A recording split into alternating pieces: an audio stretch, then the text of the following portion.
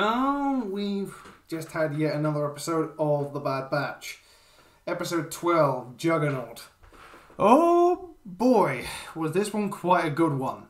And in more ways than one. First of all, once again, Omega is off the Tantus. And we know what's going to happen next. We meet Emery Carr and, oddly enough, Hemlock as well. And we know almost exactly why Omega is so important. Well, we already know that. Her end cap is pretty much the missing piece of a puzzle that may give us Snoke and perhaps even, well, to describe it one way, would be the... how Palpatine even came back in the first place. As we're not sure how he did it, but we have to assume the fact that Snoke is a clone. Anyway, this research might go on enough into cloning and explains why in fact all the clones were there in the first place. It's all down to midichlorian count. And can a body actually withstand high levels of midichlorian transfer, either for body transfer or for the fact of transferring midichlorians into a host body, perhaps even creating a Force-sensitive clone. But also, oddly enough, it comes down to the fact of that Omega is basically a missing piece, and the three others, children that we've seen,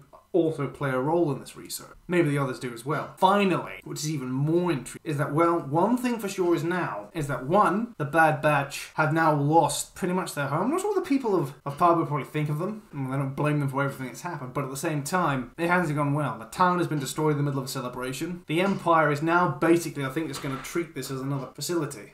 We don't see any of the townspeople, so they're either under curfew in their homes or have been loaded up onto the Venator. Such a fate for a ship that once brought liberating armies, now a prison barge. And at the same time, we now know why Crosshair's hand starts shaking. Because when he brings up the idea of Tantus, his hand really starts shaking, as Wrecker and Hunter are also in the treasure room discussing their next move. And of course, we know basically that Wrecker endured a great deal of trauma there, and the reason why his hand's shaking is the fact that basically it was the trauma he endured that's partly to blame for his traumatic handshake, as it's more something on the psychosomatic. But also, Fee has returned. Fee, namely being the Bad Batch's new contact in Season 2, where basically she gave them a couple of jobs and even introduced them to Pabu, which was their home after Sid turned them out, and even after, for a fact, they've been on the run for such. This, in particular, is interesting to the fact that Crosshair knows where they might actually get the information to get to Tantus, but it means actually getting the old Admiral. And given the fact that Crosshair was still in the Empire when Rampart was arrested, he knows where Rampart is, in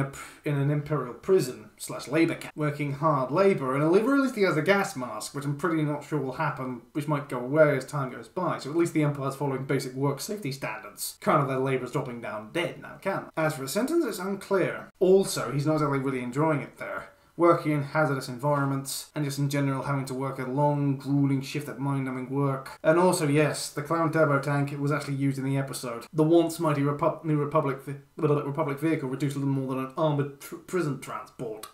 And also figure out how the clone troopers actually get out. There's a ramp in it. And even have to take one down. Basically, you blow out its wheels. Also, I think the good thing about the whole episode was the fact that they get Rampart and take him off the Juggernaut while it's moving at a very gallivanting action sequence where we see two Juggernauts face off. Yes, and the Juggernaut, or Clone Turbo Tank, is actually very, very impressive for a vehicle of its size. The turbo tank can literally smash through barricades that were supposed to meant to stop it, but it can just drive over them. And also, it's surprisingly agile as well, because the Bad Batch used a second turbo tank as a ramp to get onto a cliff, and also, or to jump onto a bridge and onto a cliff road. This plus the whole sequence makes it very interesting, including for a fact of just what it takes to actually try and get onto a turbo tank. Namely, for a fact, it's possible to actually Shanghai one if you drop troops onto the top of it and get into the top hatch. And then finally, which is the climax of the whole sequence, and best moment of the episode, is the fact Rampart may know how to get to Tantus, but he doesn't know exactly where the coordinates are. No one actually ever really knows where it was at the time, because it's a highly secret facility engaged in questionable research. And also, at the same time, we realise the ethical dilemma that Emery is going. She would like to, maybe part of her wants to stop the research, but part of it knows if she does,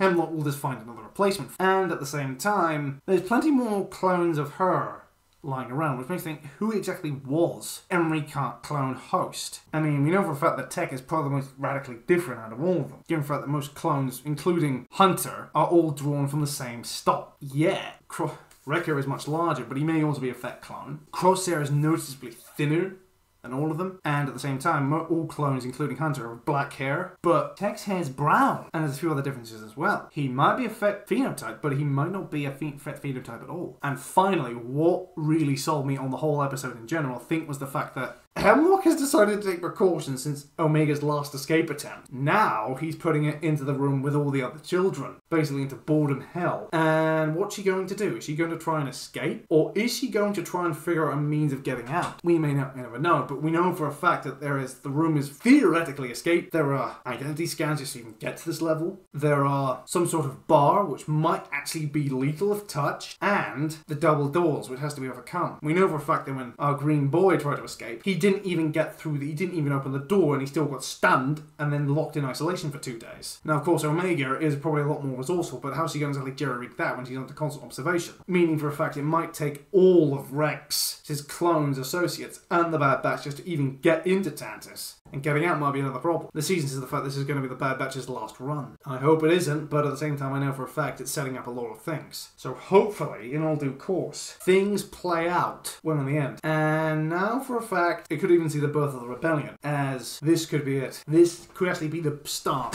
of what leads to the Rebel Alliance. Or perhaps even the Partisan Alliance as well, because we know for a fact that Rex has had to make a few contacts, and he's got friends and allies scattered all over the place. He's probably been using Chuchi and the Separatist Senator as a means to an end, but also, in fact, using them to make connections to get the money and weapons and supplies that he needs to start something up. This might even be, oddly enough, just the opportunity they've been waiting for. All in all, this is going to be a great episode, and it's asked a lot of questions, and created a whole lot more. Well, I believe you should challenge us and leave a comment, like and subscribe, and I'll see you in the next one. Cheerio!